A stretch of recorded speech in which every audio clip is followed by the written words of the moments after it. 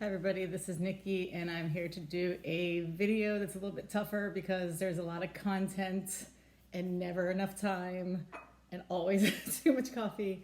But this is personal thought, personal theory, personal whatever, no medical advice whatsoever. And I will emphasize that because I'm talking about, or at some point I'm going to talk about control IQ and kind of whether or not you can tweak settings in order to change the outcome.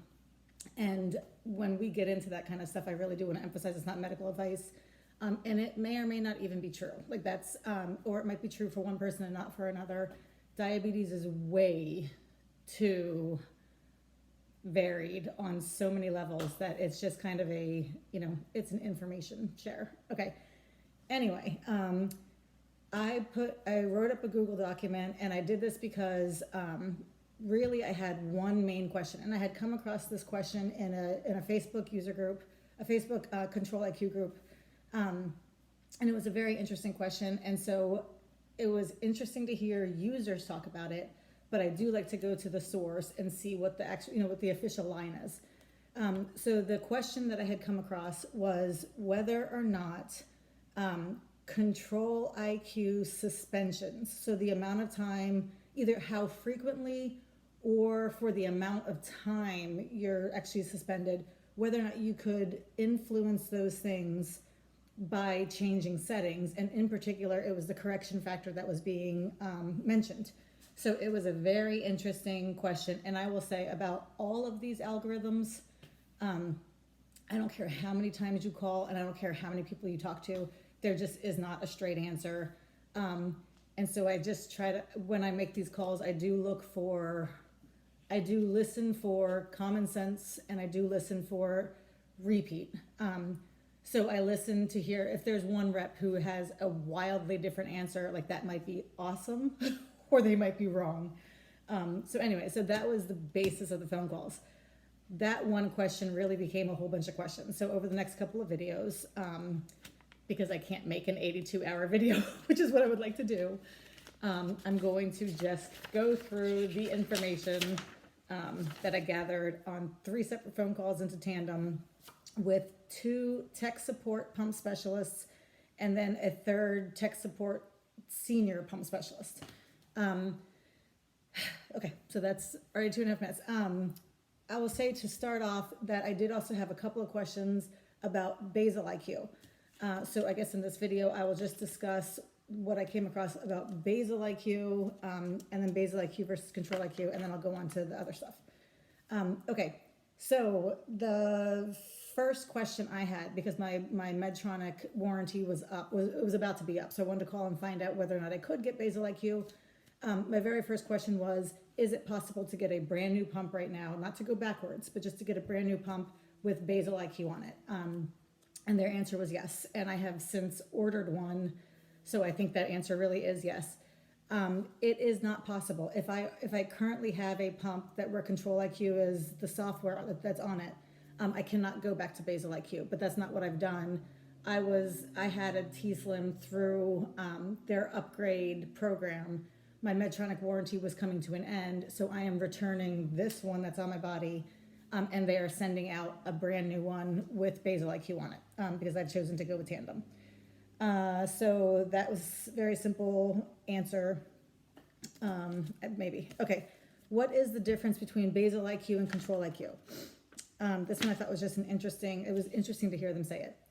Okay, Basal-IQ in general makes use of suspends in order to decrease occurrences of hypoglycemia. In terms of basal rate, it uses the program basal rates 100% of the time. So it never on its own strays from your program manual basal rates.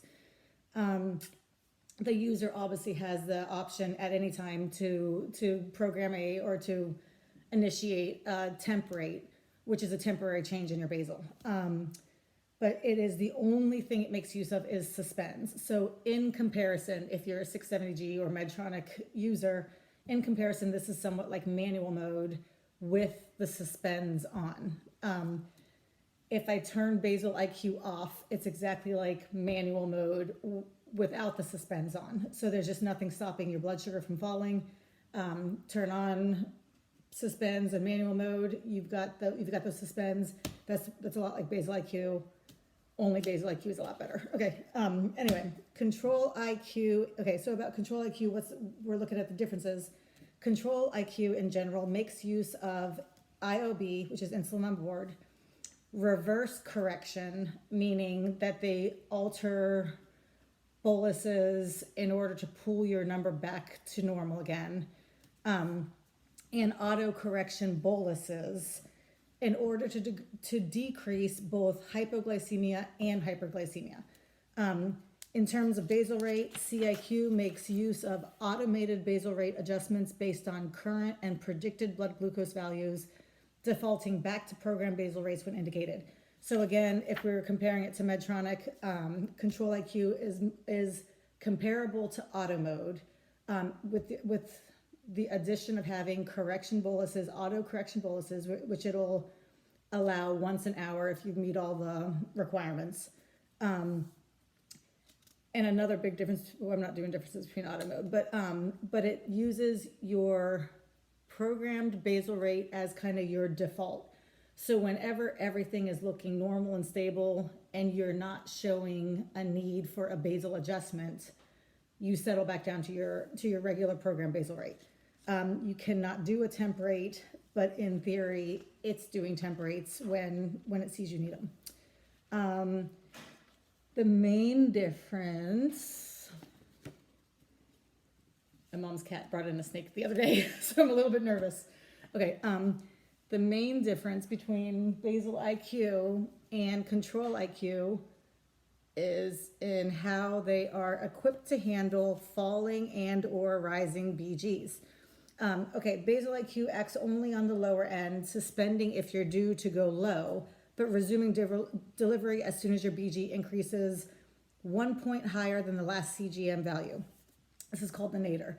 So Basal IQ works so that when it suspends, it's determined you need to suspend, but it resumes your insulin as soon as your CGM value goes up even 1 point higher than the last CGM value.